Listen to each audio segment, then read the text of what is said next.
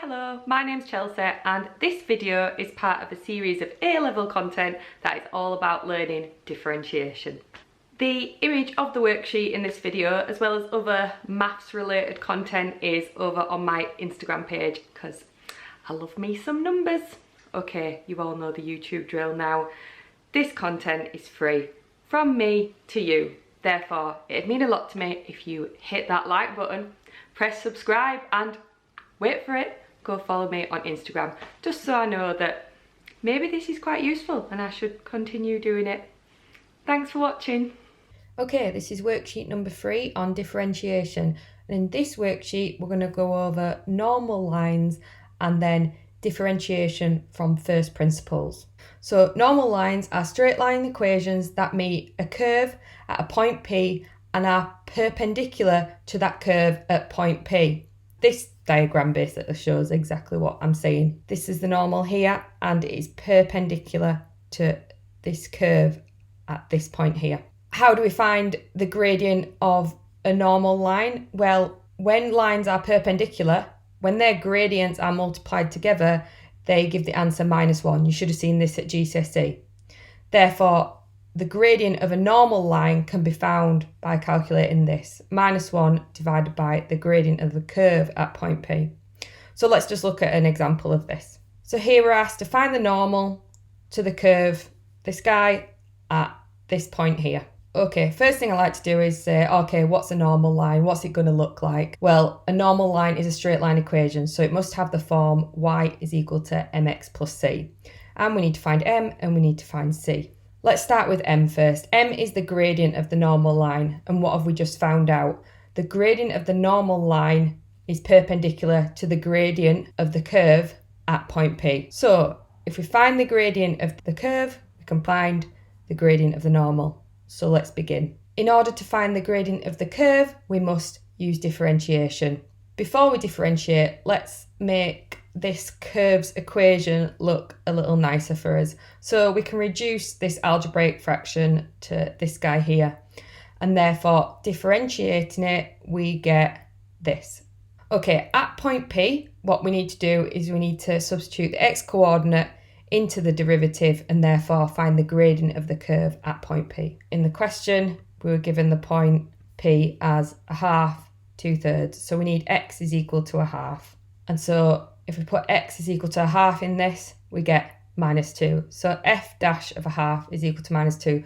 So the curve's gradient at point P is -2. Now we need to find the gradient of the normal. And what did we say? The product of the gradients of two perpendicular lines must be -1. Therefore, m is equal to -1 over the gradient of the curve, and the gradient of curve we've just found is -2. So we get -1 divided by -2, so we get 1/2. Therefore, the normal line's equation so far is y is equal to 1/2 x plus c. Perfect. Now we just need to find c. And in order to do this, we use fact that the normal line passes through point P, i.e. the values of the coordinates of point P can be substituted into the normal equation in order to find C. And that's what I've done here, and it gives us the normal lines equation as this guy here. Okay, great. That's normal lines. Let's look at the next section of this worksheet. Right. Differentiation from first principles. Some people would say this should be the first topic you learn about in a differentiation series, as it shows you how differentiation came to be, how it is derived. It's essentially the beginnings of differentiation. It's like a recipe. But I'm a bit rogue and think this can come later on when we've had a bit more experience with differentiation and we're a bit happier with the terminology. So, like I said, differentiation from first principles is like the recipe for differentiation.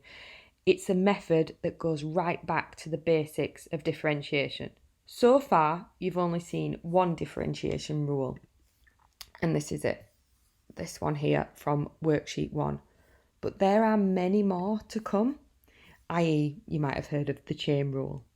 Now, all of these rules can be collapsed into one rule, which is the first principles method. So if you learn one thing about differentiation, learn this first principle method, as you'll still be able to differentiate any function using this method. So what is the method? Well, I slyly started introducing it in worksheet 2 when I suggested that we could break curves up into straight lines as a way of finding the gradient of a curve, as it's quite easy to find the gradient of a straight line. But formally, this method says this. If you have a curve, here in black, and draw a straight line between two of its points, the points are given by these white circles, the gradient of this line can be used as an approximation to the gradient of the curve between those 2 points. And you can kind of see it. I know they're not perfectly parallel, but I would say it probably would give a good approximation.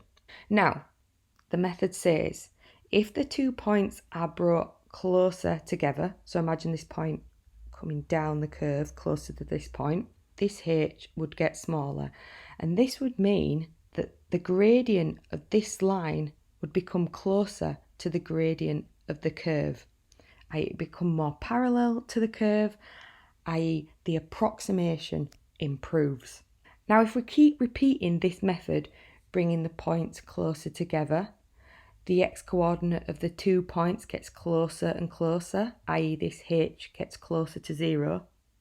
This in turn means this line becomes more and more parallel to the curve, and theoretically there is a point when this h is so small that this line is perfectly parallel to this curve at a certain point on it, and as such its gradient is exactly the same as the gradient of the curve.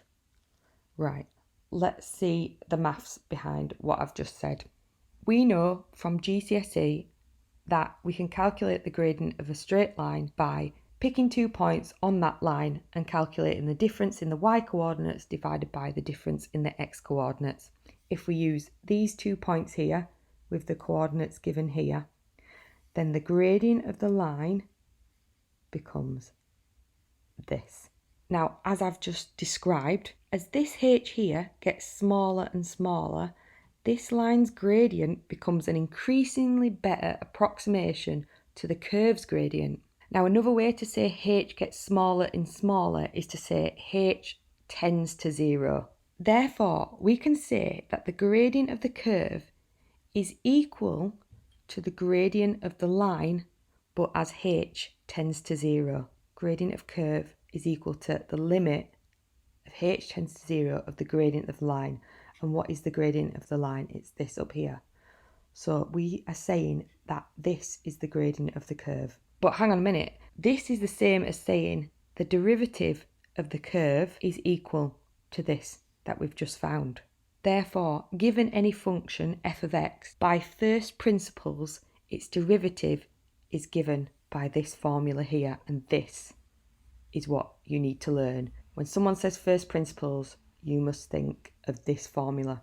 Okay, that's a lot of theory and new maths, but let me just go through an example to show you how blooming lovely this formula is. So example, differentiate f of x is equal to x squared from first principles. First of all, you should know from the method from worksheet 1 that if you differentiate this, you get f dash of x is equal to 2x. But let's use the first principles method. What did I say? When you hear first principles, you think of this formula here. So let's write that first of all. So we've got this formula. Now, you know what f of x is. So you can replace this f of x here with x squared, because we've just said what f of x is. What is f of x plus h? Well, all you do is wherever you see an x in your function, you replace it with x plus h. So this becomes x plus h squared. Therefore, this formula here becomes this. Now it just needs expanding and then reducing. Expanding the brackets gives this, and then this, and reducing it finally gives this. If h tends to 0, then this guy must become 0. So this is equal to 2x plus 0, which is equal to 2x. So we've got the derivative as 2x, which we know it was from what I just said a few seconds ago from the method that we used from worksheet 1. As ever, I have put together some questions for you to test your knowledge on. Please try these. The answers to these are on my Instagram page. There's a link in the description box below. Thanks for watching.